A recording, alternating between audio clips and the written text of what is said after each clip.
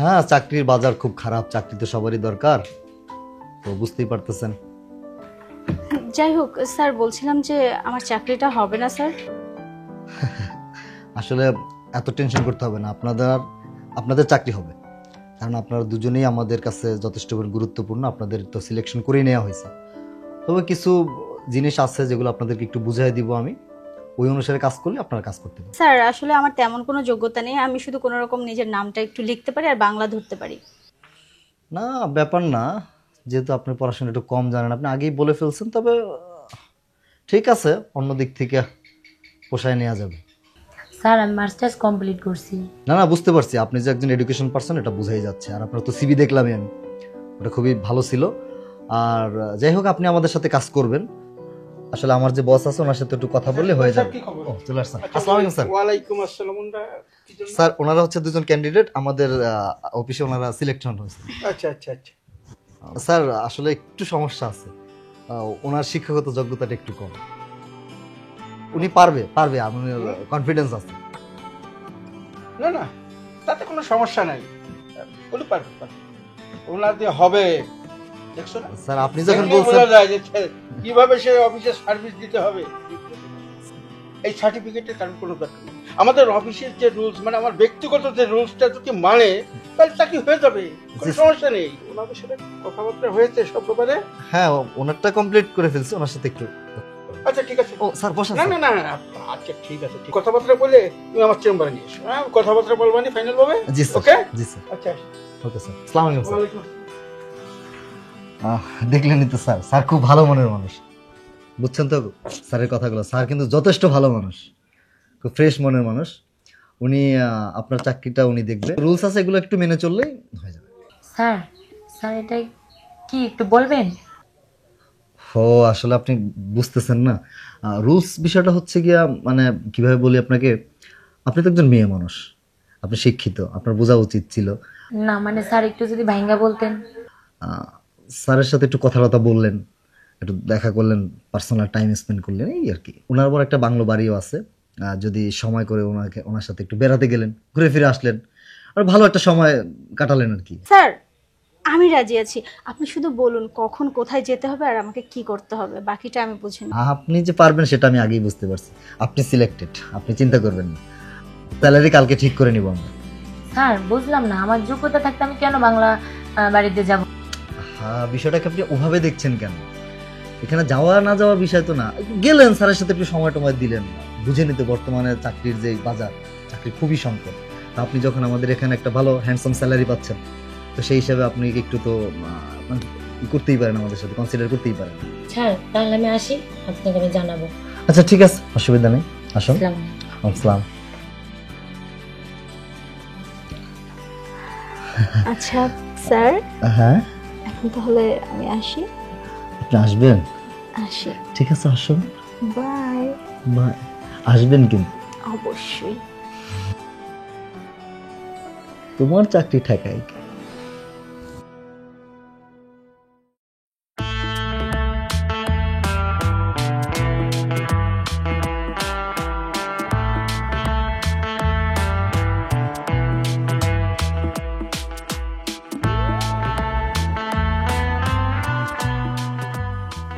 বসতে পারি স্যার?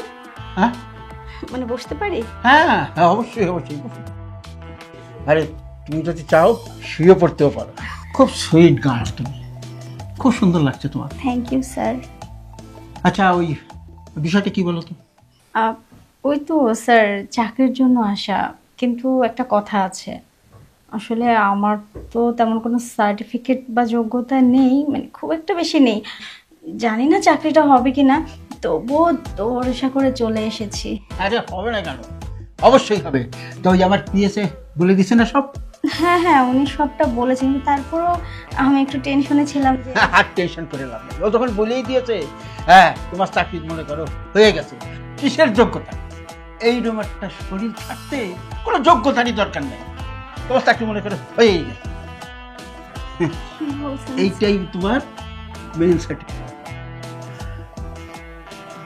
তোমার কাছে আমার একটা চাওয়া পাওয়া আছে। আপনার জন্য তো সব উন্মুক্ত, আপনি চাইলে আমার জীবনটাও আপনাকে উৎসর্গ করে দিতে পারি। আরে না না না, তোমার জান দিতে হবে না। ওই খালি তোমার ওই দেহটা যদি দাও তাহলে চলবে। এটা কোনো ব্যাপারই না স্যার, আমার চাকরির জন্য আমি তো এটুকু করতেই পারি। ঠিক আছে, তাহলে দেরি কিস? স্যার ঠিক বলেছেন, দেরি করে কোনো লাভ নেই। দেখছো তুমি আমার চেয়ে অনেক পাস। না না না না,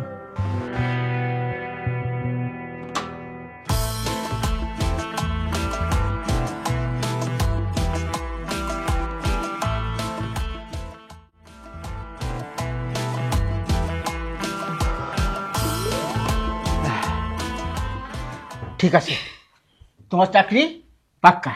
তুমি কালকের থেকে ডিউটি জয়েন করবা, দরকার হইলে এর ভিতরে 2 দিন ছুটিও কাটাইতে পারবা। সত্যি বলছেন স্যার? একদম সত্যি বলছি। আচ্ছা আমি তাহলে স্যার এখন আসি। আসি মানে কি? হাত মিলাও, তোমাকে খুব ভালো লেগেছে। হ্যাঁ, ওই মাঝে মধ্যে আমাকে একটু সময় দিবা। বলতে হবে না, আমি সবটা বুঝে গেছি। এই তো ভালো লাগে, বোঝা মানুষগুলো না আমার খুব পছন্দ। একদম চিন্তা করবেন না স্যার, আপনার অফিসে এত ভালো একটা চাকরি পেয়েছি আমি, আর আপনাকে বুঝবো না তা কি কখনো হয় নাকি? আচ্ছা আমি তাহলে আসি। ঠিক আছে, যাও। ভালোই হলো, একটা মনের মতন পিস পেয়েছি। আমার জেনারেল সেক্রেটারি বানায় রাখবো, ওর বেতনটা একটু বাড়াই দেবো। কি ব্যাপার? সরি ভাইয়া। আপনি কি ক্লান্ত নাকি? না ভাইয়া, চাকরির জন্য গেছিলাম এই যে রানা ফ্যাশনে। কি বললে তুমি? রানা ভাষা নিয়ে গেছো? হ্যাঁ ভাইয়া, তারপর? ওইখানে চাকরির জন্য যে তারা শুধু আমার দেহটাই চায়, তারা চাকরি দেবে না। আজকালকে আসলে কি ভাইয়া, সার্টিফিকেটের কোনো মূল্য নাই, দেহটাই তাদের কাছে বড়। দেহ দিলে চাকরি হবে, তাছাড়া হবে না ভাইয়া। তোমার সার্টিফিকেটগুলো সব ঠিকঠাক আছে? হ্যাঁ ভাইয়া, সার্টিফিকেট ঠিক আছে, কিন্তু তারা বলে সার্টিফিকেট লাগবে না ভাইয়া, দেহটাই নাকি সব কিছু। আপনাকে কোথায় ডাকছিল? ভাইয়া তার একটা বাংলা বাড়ি আছে, ওইখানে আমাকে ডাকছিল ভাইয়া। ও, বাংলো বাড়িতে ডাকছে আপনাকে? হ্যাঁ ভাইয়া। আচ্ছা শুনুন, আপনি আবার ওখানে যাবেন, ঠিক আছে? বলবেন যে আমি রাজি, তারপরে আমি আসতেছি, তারপর ঠিক করতেছি। আপনি এসে কি করবেন ভাইয়া? তারাই তো দেহ ছাড়া চাকরি দিবেন, আর আপনি কই থেকে দিবেন? ওটা নিয়ে টেনশন করা লাগবে না, আমি ফ্যাক্টরি এমডি। কি বলেন ভাইয়া? জি। স্যার আমি তো বুঝতে পারি নাই স্যার। তা ঠিক আছে, আপনি যান, আমি আসতেছি। ঠিক আছে স্যার।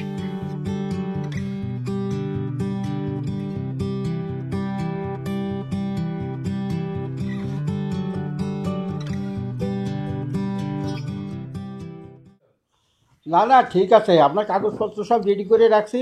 কালকে না পরশু দিন আসেন, এসে জয়েন করেন। হ্যাঁ, আরে না না, কোনো সমস্যা হবে না। আর ওই যে বাকি 50,000 টাকা ওটা নিয়ে এসেন। হ্যাঁ, ওকে, আচ্ছা রাখি। কিরে সুজন, কি খবর? স্যার ওই যে একটা মেয়ের কথা বলছিলাম না চাকরির ব্যাপারে, ও হ্যাঁ হ্যাঁ, আসসালামু আলাইকুম। ওয়ালাইকুম আসসালাম। বাহ, ওনারা সবকিছু বুঝাই দিছি, ঠিকঠাক মতো বুঝাই তা দিছি। বুঝেছিস তো? জি জি। আচ্ছা, তোকে খুব বিশ্বাস করি আমি। আর যেটাকে তুই মানে বুঝাই আনিস, তার চাকরি হয়ে যায়। যাক, ভালো হয়েছে, দেখতে শুনতে খুব স্মার্ট। ঠিক আছে, তুই যা। আচ্ছা ঠিক আছে, যেভাবে যেভাবে বুঝাই দিছি ওইভাবে ওইভাবে কাজ করো। হ্যাঁ আচ্ছা, ঠিক আছে। ঠিক আছে। আচ্ছা। তো ভালোই হলো, তোমাকে তো সব বুঝাই দিছে না? ঠিক আছে, পাউডার তুলে বসো। স্যার কি করতেছেন স্যার? তুমি নতুন আসছো তো, দেখো চাকরি করতে হলে একটু একটু করতে হয়, নাহলে চাকরি হয় না। স্যার শুয়ে পড়ো, স্যার আরে শুয়ে পড়ো, স্যার কিচ্ছু এ হবে কি না। করতেছেন স্যার?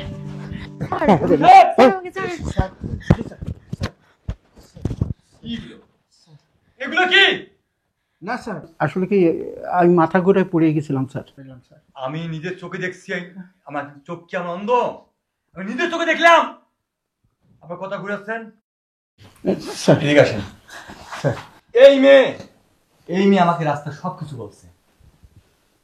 এই মেয়ে যদি আমার না বলতো তাহলে আমি এতটুকু জানতাম না। যারা যোগ্যতা তারা চাকরি পায় না, আর অযোগ্য লোক তাদেরকে চাকরি হয়। কেন আপনি এগুলো করতেছেন? কেন এগুলো করতেছেন? সরি, আর হবে না, ফার্স্ট টাইম স্যার। নো, আপনার কোনো অজুহাত শুনবো না। এই মেয়ের যোগ্যতা আমি দেখছি, এই মেয়ের কাগজপত্র সব দেখছি, আমি দেখাবো, তারপর আমি এখানে আসছি। আর মেয়ে আমাকে সবকিছু বলছে রাস্তায়, আর আপনি তার সঙ্গে খারাপ ব্যবহার করছেন। আপনার চাকরি থাকবে না, আপনার চাকরি থাকবে না, আপনার চাকরি ক্যান্সেল। স্যার লাস্টবারের মতন স্যার, এরকম আর হবে না স্যার, আমাকে ক্ষমা করে দেন স্যার, আর হবে না স্যার। কোনো কৈফত খাটবে না আর কোনো অজুহাতও খাটবে না আপনার, কারণ প্রত্যেক মাসে ফ্যাক্টরি থেকে আমার লস যায়। কেন লস যায় আমি আজকে বুঝতে পারছি, কারণ এই ফ্যাক্টরিতে আমাদের অকাম কুকামগুলো হয়, এই কারণে আমাদের বরকত নাই। তাই আমি আমার অফিস থেকে আপনাকে বরখাস্ত করলাম। না স্যার, স্যার এই কাজটা করবেন না স্যার। স্যার আমার ছেলে মেয়ে না খেয়ে মরবে স্যার, প্লিজ স্যার। না আপনি যদি এটা ভাবতেন, আপনার ছেলে মেয়ে দিয়ে তাকাইতেন, তাহলে আপনি এই অফিসে অকামগুলো করতেন না। আপনার কোনো অজুহাত মানবো না আমি।